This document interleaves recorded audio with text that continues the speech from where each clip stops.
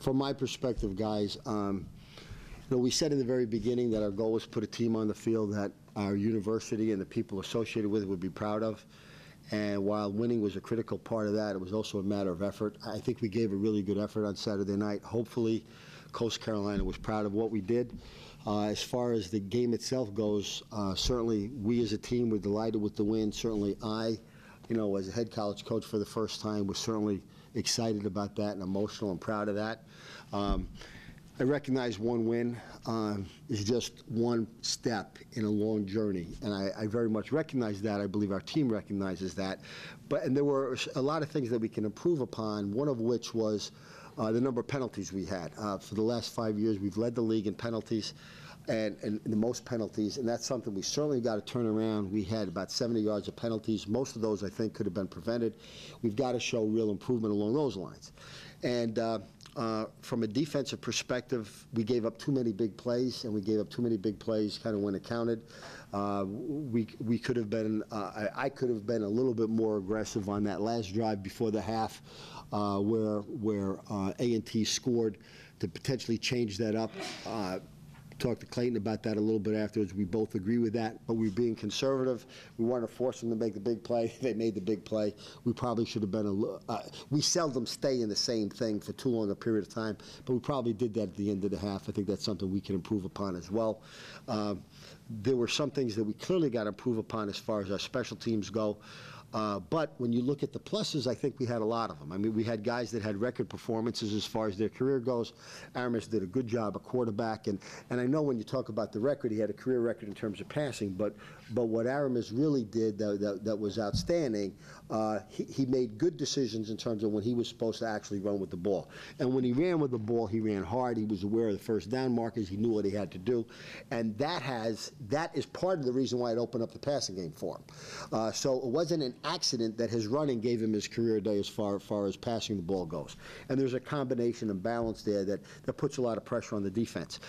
Jeremy also had a career record day, and one of the things that we said, you guys have asked us a lot, like, you're going to have running back by committees, and we said, no, we're not going to do that. If we've got a guy that's effective and doing well, we're going to want him to have the ball. I think that's what happened with Jeremy as far as last Saturday night goes, and he came through. He also had a critical reception that was an important one for us as well. Nicolo Master Matteo, of course, had a career day too in terms of receiving yards.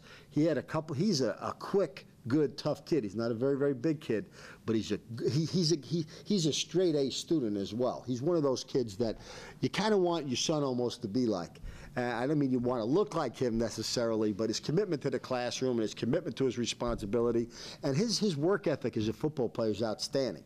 He's one of the best athletes on the field, and he's got great hands, and he's a tough kid. He takes some hits, and I know you really know him from last year on his punt returns. He took a couple of hits. I think one he kind of dodged and picked up about 4 or 5 yards, and the other one it looked like it was kind of the officials are making a big deal about you gotta protect the guy that's actually returning the ball. I think it was kind of close to me, at least in terms of his catch and getting hit right away. But he held on to the ball, and he wound up having an outstanding day. I think on the other thing that I want to say also was last year the offensive line did a really good job of protecting our quarterbacks. The offensive line did that again. There were no sacks. Our line played well and did a good job run blocking also. From a defensive perspective, our linebackers did well. Some of the individual guys did well, but what can you say when a guy has 3 interceptions in one game and gets picked literally as the National Player of the Year at the FCS level? Tay was outstanding. That wasn't the only thing he did. He had a tackle for a loss. He had a pass breakup. He was sound in his coverage throughout the span of the entire evening. Tay wound up having an outstanding game. I thought Austin Kane, from a punting perspective, wound up doing well. He averaged 45 yards.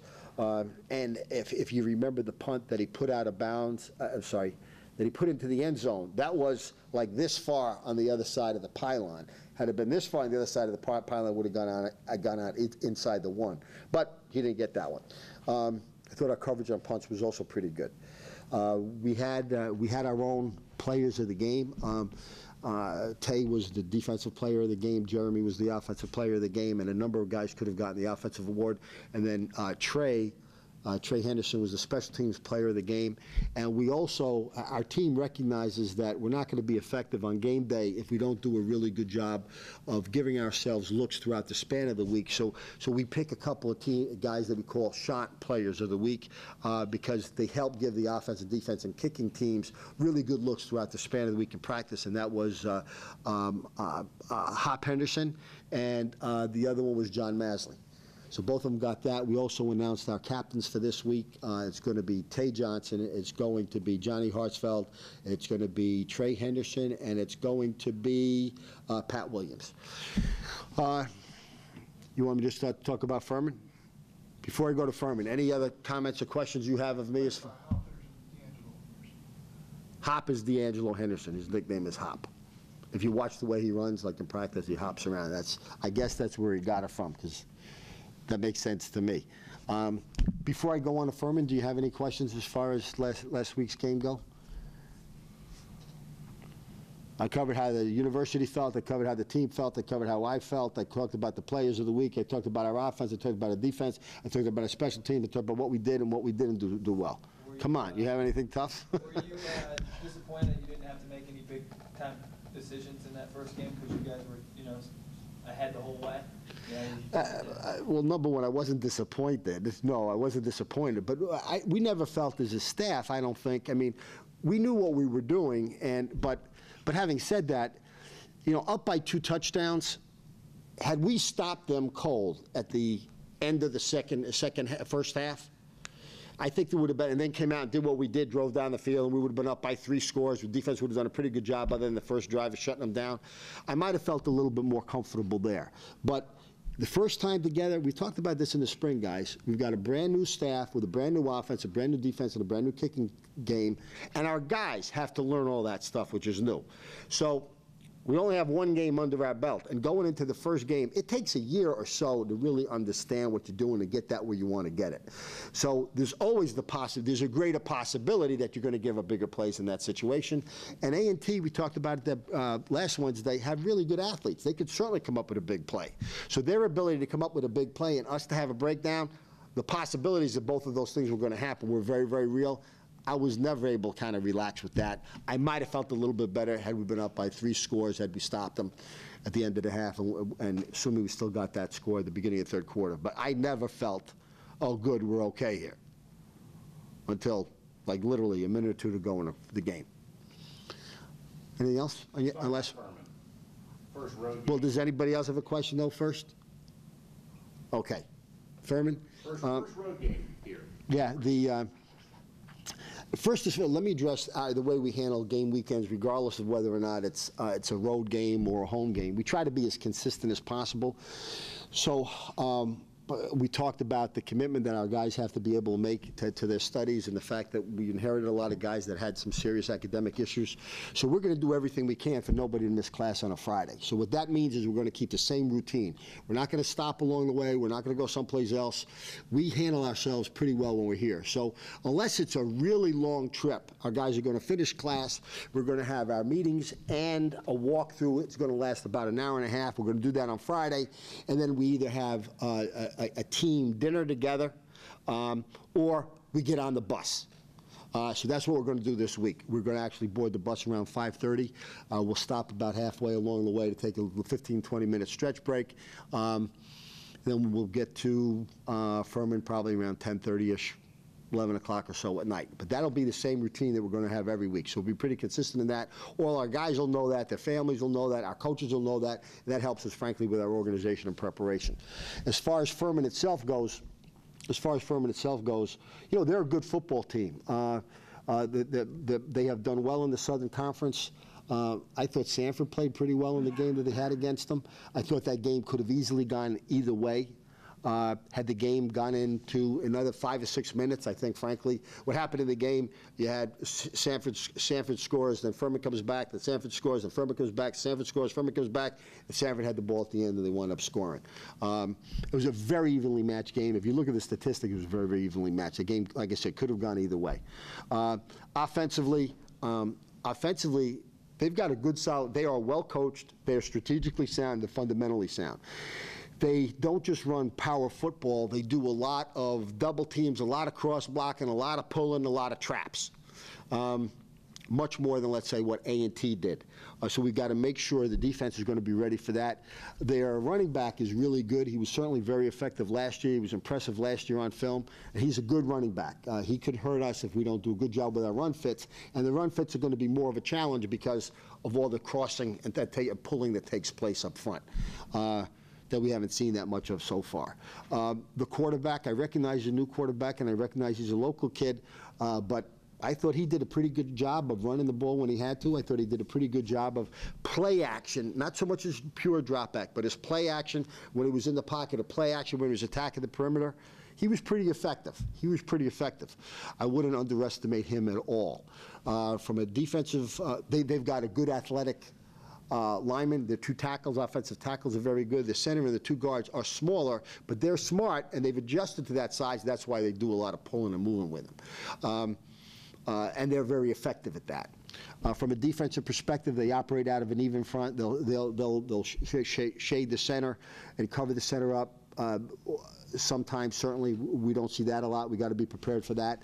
Their defensive front are tall, lanky, athletic kids. They look like they'd all be good power forwards. Not all of them, but most of them look like they'd be really good power forwards in basketball. Those are tough kids to be able to play against because they can make plays. And if their technique is sound, which theirs is, if their technique is sound, they could be very, very effective in not getting themselves in trouble and still making a play that maybe someone else wouldn't be able to make. The linebackers do a solid job. The secondary is solid.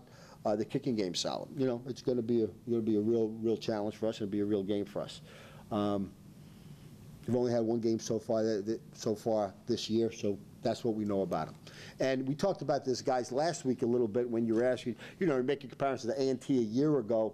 It's from one season to the next, you get a much better feel middle of the season from what you saw in the beginning of the season to the end of the season from what you've seen during the season. But over the span of a new year, spring ball, new guys coming in, there's always changes you might see. And while we looked at last year's film at the end of the season and when they played us, the focus is certainly kind of what they did last week. So, for you, what would a win over Furman, what kind of statement would that make on the road? It certainly would turn some heads around the state for you in your first year to go at Furman and pick up a road win. What would that mean to you? Well, you know, we'll be ecstatic if the state is happy about what we do if we win the game. I mean, delighted about that. I'm far more concerned about what Coastal Carolina is going to feel and what Myrtle Beach is going to feel and what Conway is going to feel. But the reality is we can't worry too much about that. I'll feel great about it. But we've got to take care of business. And Furman is a good football team. Furman is a better team than A&T. You know, we got to play well, but that's our job. You know, so if we can improve, we've got to be able to improve. Our mistakes from last week, we've got to improve. We can't have 70-something yards of penalty. We can't do that. We just cannot do that. We can't give up those big plays on defense, and we got to be a little bit more consistent in the kicking game. If we do that, what I worry about is that the running back, he's a good back. You know, and with the traps and stuff, and we're not used to playing them that well, if we're missing a couple of run fits here and there and they find those, that could be a pretty significant game. We can't have the coverage breakdowns that we had last week. That'll just going to hurt us as well. And again, special teams got to be one of our strengths, and we're still not as consistent as what we should be. So those are the things that I'm kind of worried about. But if we just improve from last week, you know, we'll be a better football team, but Furman's going to be a better football team too. What's your thoughts on starting probably the toughest 5-game stretch in the history of Coastal Carolina football? Well, we understand, number one, there's not a whole lot we can do about that. The schedule is what it is, and we do think it's a tough schedule. We're aware of that. But frankly, we were focused on A&T. When we're playing A&T, we're focused on Furman. We're focused on Furman. That's it. We can't worry about the rest of the schedule. We've got to worry about these guys. And you know, the fact that the schedule's tough, right now we got to play Furman. And I'm not saying that because it's a cool cliche. It's not even cool, but that's what every coach in the country says. It's really what you've got to do. You know, it's literally what you've got to do. First of all, we won one game. We want to know.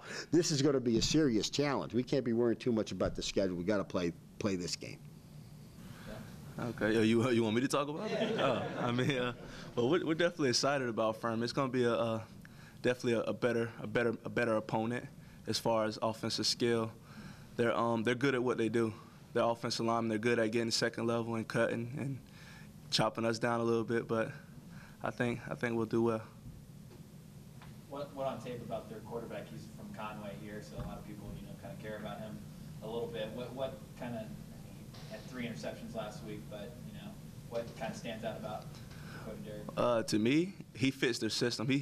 I don't know him personally, but he seems to be a quirky kid. So he definitely he knows the system well. He runs that option sweep. He runs that pretty well. He helps the running backs get on the outside of the edges. And I think after, seeing how we were a little weak on our edges this past week, I think maybe they'll attack our edges a little bit. So that's a little bit of his strength. But we'll adapt and adjust. What confidence are you going to take from last week? You guys kind of were bend but don't break. You didn't really let them get in the end zone. What are you going to take from the way you played against A&T and take that? Well, obviously a lot of that was on us, like just third downs, man. We got to tackle better this week, and on third downs we got to get off the field. But it didn't really break my confidence so much, man. I'm very confident in this defense, man. We got a great coaching staff, great group of guys, amazing group of seniors, so I'll be confident all year. Aramis looking towards Furman, probably a much more difficult task offensively for you guys. What are you expecting this week? They're a solid defense. They got real good D-line. They replaced a couple guys in their secondary, but they got, a few guys back. We're definitely going to have to be, well prepared. They're going to be well coached. They got a winning tradition. And they took a loss last week, and they're going to be hungry for a win, so we definitely got to prepare. And like I said, we got to prepare as hard as we can, and each week we got to treat like a new season. And, at the end of the week, we want to be 1-0. So we got a lot to prepare for, and we're hungry for a win just like they are. So I think it's going to be a real good game. Aramis, you had a career day through the air, but you also had a couple interceptions. Going back to the film, what did you learn that you can improve on entering, going from game 1 to game 2? Just getting the feel, getting a more game feel for this new offense. I think we're well prepared, but there's a few things that we got responsibility for that we really didn't have responsibility for last year as a quarterback. So just getting in the film room as much as I can and just getting the feel for their defense is going to be huge this week. 2 picks in one game, that's not acceptable in this offense. And I got to do a better job with that.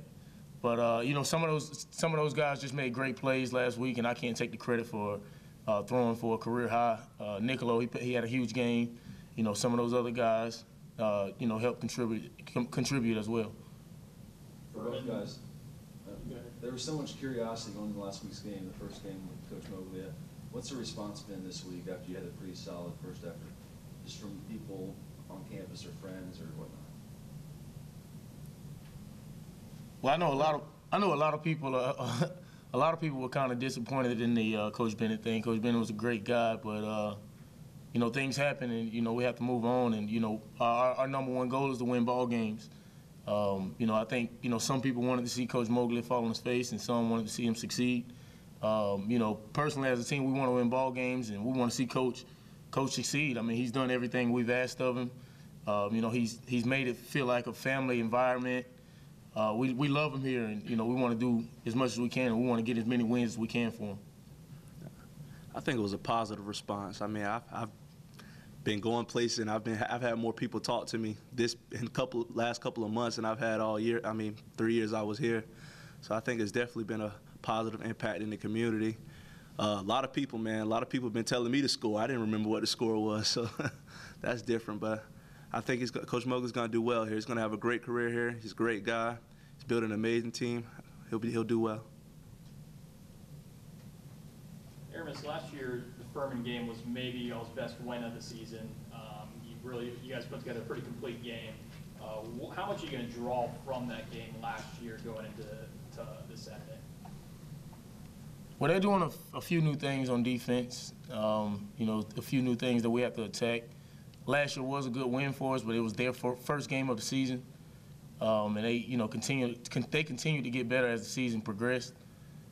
You know, they had some big wins during the year, so we really can't, you know, take too much out of that game. You know, we got to prepare and, you know, do the best we can with preparation and just getting to know our opponents as much as we can, you know, going into the week and looking forward. Aramis playing Furman, they're a Southern Conference team. They're a team that's in state. You know, Southern Conference in the scheme of things, I guess, is a little bit bigger than the Big South. How important and does that, you know, kind of fire you up to want to win this game even more than maybe just another typical game? Just try to prove something. Well, Furman has like I said, they have a winning tradition. You know, they've been around for a while. You know, we beat them last year, and you know, this year, you know, we want to continue to try to do the same thing. You know, they got a winning tradition, and we want to bring that winning tradition in Coastal Carolina. So you know, it's going to be huge for us. Looking forward, you know, down the road in the future, if we can start to progress as the, you know, the 1AA powerhouse in the state. So I think it is a pretty big rival. You know, they want us and we want them, and I think it's going to be a, you know, real good game Saturday.